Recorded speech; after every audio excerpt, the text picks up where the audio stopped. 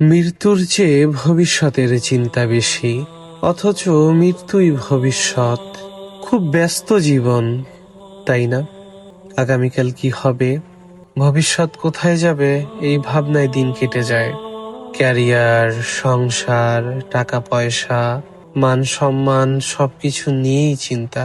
কিন্তু একবারও কি ভেবেছি যে ভবিষ্যৎ সবচেয়ে নিশ্চিত সেটা আসলে কি? হ্যাঁ, মৃত্যু। মৃত্যু এমন এক বাস্তবতা যার থেকে কেউই পলায়ন করতে পারবে না। রাজা থেকে ফকির, ধনী থেকে গরিব, শক্তিশালী থেকে দুর্বল, সবাইকে মৃত্যুর স্বাদ গ্রহণ করতে হবে।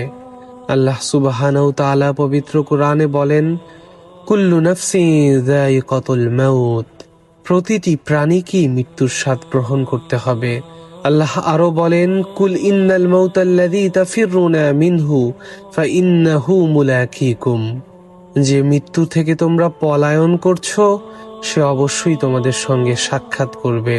আরো স্পষ্ট করে আল্লাহ বলেন, তোমরা যেখানেই থাকো না কেন মৃত্যু তোমাদের পাকড়াও করবেই, যদিও তোমরা মজবুত দুর্গে অবস্থান করো। একবার ভেবে দেখেন তো, যদি আজই আমাদের বিদায় নিতে বলা হয়, আমরা কি প্রস্তুত?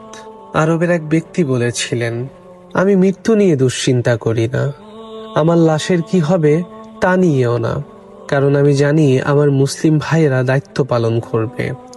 আমার কাপড় খুলে নেওয়া হবে, গোসল করানো হবে, কাফনে জড়ানো হবে, আমাকে আমার ঘর থেকে বের করে নিয়ে যাওয়া হবে। আমার নতুন ঠিকানা হবে কবর। অনেকে জানাজায় আসবে, নিজের কাজ ফেলে আমাকে দাফনও করবে, কিন্তু কয়েকদিনের মধ্যেই সবাই আবার ব্যস্ত হয়ে যাবে। এই দুনিয়ার ছুটে চলা এক মুহূর্তের জন্য থামবে না। আমার চাবি, ব্যাগ, বই, জুতো সবকিছুর ওপর আমার অধিকার শেষ। আমার সম্পদ ওয়ারিসদের হাতে চলে যাবে, আর আমার জন্য শুরু হবে হিসাব, ছোট থেকে বড় সবকিছুর। সবচেয়ে আগে আমি হারাবো আমার নাম।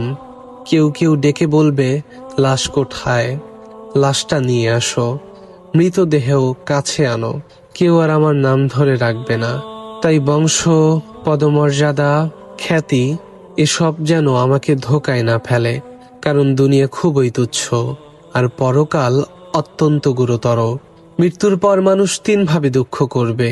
পরিচিতরা বলবে হতভাগা, বন্ধুরা কয়েকদিন শোক করবে, আর পরিবার কিছুদিন বেশি কাঁদবে। তারপর আমিও স্মৃতিতে পরিণত হব। এরপর মানুষের গল্প শেষ, আর শুরু হবে আমার আসল জীবনের গল্প। সেদিন আমার কাছ থেকে নিঃশেষ হয়ে যাবে আমার সৌন্দর্য, ধন সম্পদ, সুস্বাস্থ্য, সন্তান সন্ততি, ঘর বাড়ি, জীবন সঙ্গিনী। আমার সঙ্গে থাকবে শুধু আমার ভালো ও মন্দ আমল।